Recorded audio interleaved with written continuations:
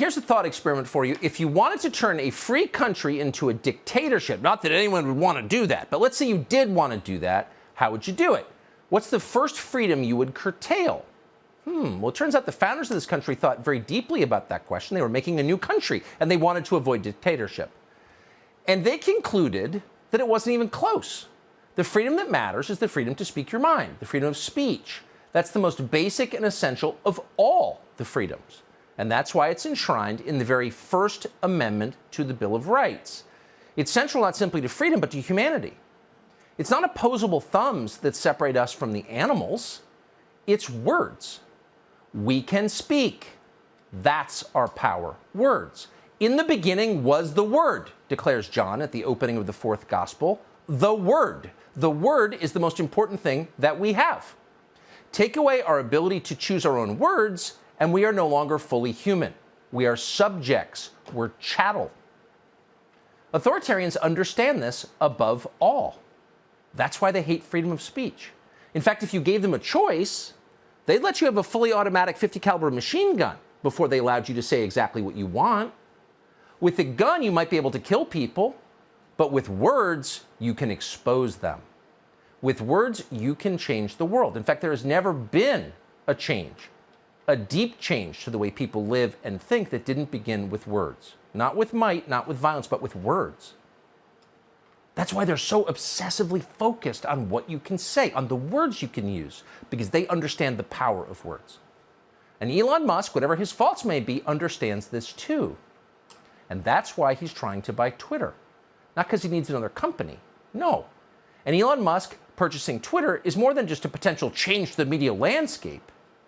It is a true existential threat to the hegemony of the people currently in charge. Allowing freedom of speech means the possibility of a revolution from below against the forces destroying this country and the West. So everything rides on this. They know it. You may not, but they do. So they've got to do everything they can to destroy Elon Musk, who was just the other day a hero to them. He's the electric car guy, remember? They don't even mention his electric cars anymore because he's doing the one thing you're not allowed to do, which is giving voice to people. So since April, they've been trying to destroy Elon Musk. First, they called him a racist. He's from South Africa. He must be a racist. When it turns out he was too rich to care, they moved on to new tactics. So then NGOs funded by George Soros commanded companies to pull their ad money away from Twitter. We'll starve him out. And then some Saudi prince tried to argue that Elon Musk was somehow underpaying for Twitter, when it's very obvious, look at the markets, that he's overpaying. And then the Washington Post's Max Boot got involved, because this was another war he could support. So in order to save democracy, Max Boot informed us, we need more content moderation on Twitter. No free speech allowed. Of course, content moderation is a euphemism for censorship. And who does censorship help? Always and everywhere the powerful. Who does it hurt? The weak. Words are all they have. Take their ability to say what they think away from them, and they have no power at all. So tonight, after roughly 6 months of watching this drama, which has gone in and out of the news cycle, it looks like they have failed to stop Elon Musk from buying Twitter. All indications that we have as of right now are that the deal will go through. Twitter has just locked its employees' stocks, and that indicates some kind of transaction is imminent. And then a source tells the show that there is a very high probability, 90% probability, that within the next 2 weeks, Elon Musk will own Twitter. And he has said repeatedly, and we can't guess the future, but he has said he is doing this in order to give voice to people who have no voice. All of us have forgotten that Twitter banned a sitting president of the United States from speaking, thereby making it really clear who's got the real power. No, not the U.S. government. Transnational corporations like Twitter, which control speech. So they did everything they could to stop this from happening, but they failed. So now they're attempting to destroy Elon Musk, the man. And again, to be clear, we don't know Elon Musk. We're not carrying water for Elon Musk. He may have weird agendas we don't know about. But it's only about speech. That's it. And that's why the Justice Department is now investigating Elon Musk for reasons that no one can explain. But that's what the DOJ does now. It tries to terrify people with criminal investigations into obeying. Then David Frum naturally got involved because there's no level to which he will not stoop in defense of the people in charge. And he is now calling for the Biden administration to seize Elon Musk's satellites. The ones that he's given for free to the government of Ukraine for use in their war effort against Russia. Quote, The U.S. should have a plan ready to nationalize Starlink, the satellite company, fast if Musk cuts off Ukraine's connections to advance his political agenda, wrote David Frum. Oh, his political agenda. In other words, if you don't like his politics, just seize his stuff. And of course, at the core of his politics, this is all that matters, is the call for ordinary Americans to be able to say what they really think. Just take his stuff by force. CNN, meanwhile, is calling Musk an agent of Russia because he won't continue to provide access to his satellites to Ukraine free of charge. Watch.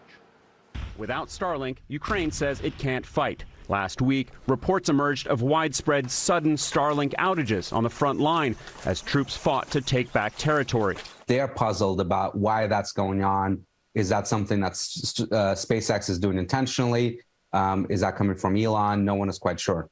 The outages and news of the funding request to the Pentagon come as Musk's support of Ukraine is also questioned after he proposed a peace deal suggesting that Ukraine relinquish Crimea to Russia and hold UN-backed referenda for parts of eastern Ukraine. That peace plan was so widely seen in Ukraine as being pro-Russian that one Ukrainian diplomat told Elon Musk to bluntly F off. Okay, says the guy with his eyes too close together. Oh, really? It's about Russia and Ukraine. It has nothing to do with Russia and Ukraine. You think they care about Russia and Ukraine? Of course not. If they did, they would be pushing a peace deal to save Russian and Ukrainian lives. They don't care. It's about domestic politics. It's about the United States, and it's about Elon Musk committing the one unforgivable sin, which is trying to allow you to say what you really think about the people in charge, to make the contest a little less asymmetrical, to give you a little power. And they're terrified that he will succeed. So what we're seeing is the desperation of a regime, not just a political regime, but a cultural regime, a class of people running the country who feel like they are losing power, and they're panicked. You can feel it in their hysteria. The hectoring lifestyle liberals, the one who work to crush the American spirit, freedom and independence of mind, masculinity, those people, the ones who've been yelling at you on television for the past 5 years, feel like, holy smokes, it's all slipping away. If the proles get to talk, we're in deep trouble. Ready the helicopters from the roof of the embassy. We got to get out of here. But it's interesting. Unlike previous regimes, these are not people in uniforms. These are chirpy middle-aged women who are telling you, you better obey for your own good. Brandy Zadrozny of NBC News, for example. We showed a clip of her the other day talking in her sing-songy voice about how we're going to need a lot more censorship in this country. Yeah, just for your own good. No, you can't go to the bathroom. Shut up and obey. Well, right. Okay. This is the face of soul-crushing fascist liberalism. This is not what we've had before. This is what we have now. And people like Brandy Zadrozny are at Stormtrooper. She literally wrote a guide for how to reveal where people live, how to dox them if they are guilty of wrongthink. This is a person who targets anonymous posters online if they disagree with her, and then sits back and watches what happens. In a lot of cases, their lives are destroyed. And for that service, that dutiful service to the people in charge, corporate media celebrates her as a hero. They have her on constantly to call for even, can you guess, even more censorship. We're at the tail end of the rally right now, and you hear a lot about this is an anti-mandate rally. That's what a lot of people told us coming in. A lot of the people who were here parroted that language, but all of the speakers that we've seen today it's been a misinformation fest. We've seen misinformation about the so-called dangers of vaccines. This is a very extreme message, and we may not see harm out on the streets like we saw on January 6th, but health experts say that this causes harm just the same. Mandates do seem to work to get people, the majority of people, even people who are, prone to conspiracy thinking, to say, I don't want to lose my job, or, I want to fly on that plane, or whatever the mandate whatever the mandate's ruling. And so that is some good news. And, we have, the First Amendment, and we have specific things in our country that make it a little more difficult to regulate speech on the internet. And I just think that it's a very hard problem. Oh, there are people out there who don't want to lose their jobs. They want to fly in airplanes, but they can't. For their own good. Shut up, stop talking. The problem for people like Brandy and the literally hundreds of people just like her in corporate media, all of whom wake up every morning trying to figure out how to serve power as efficiently as they can, is that no one believes them anymore. No one takes them seriously anymore. They've been caught lying one too many times. So people really no longer care if they're called names. Oh, you're trafficking in misinformation. You're a conspiracy nut. You're a racist. Yeah, okay. I don't care what you say. You're totally discredited. You're a joke. And that suggests that there is a change coming. We may have a country very soon where people can say what they actually think. And when they do that, they will be able to live with dignity again, like free people.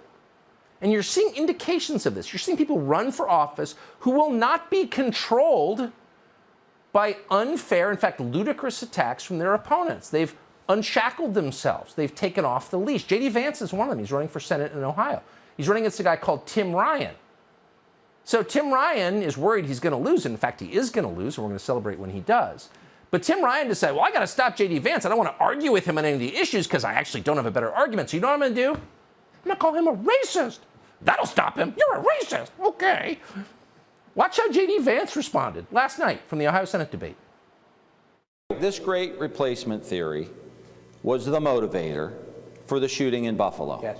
Where that shooter had all these great replacement theory writings that J.D. Vance agrees with, some sicko got this information that he's peddling with, again, those extremists that he runs around with, Marjorie Taylor Greene, Ted Cruz, all these guys, they just want to stoke this racial violence. We're tired of it, JD. This is disgusting. I'd like to get here's exactly what happens when the media and people like Tim Ryan accuse me of engaging in the great replacement theory. I'll tell you exactly what happens, Tim. What happens is that my own children, my biracial children, get attacked by scumbags online and in person because you are so desperate for political power that you'll accuse me, the father of 3 beautiful biracial babies, of engaging in racism. We are sick of it. You can believe in a border without being a racist. You can believe in the country without being a racist. And this just shows how desperate this guy is for political power.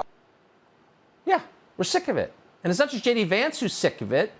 It's virtually every normal person who lives here, of all colors and all political backgrounds, just sick of it. Shut up, they explain. No, we're not going to shut up. How's that? We're going to keep talking.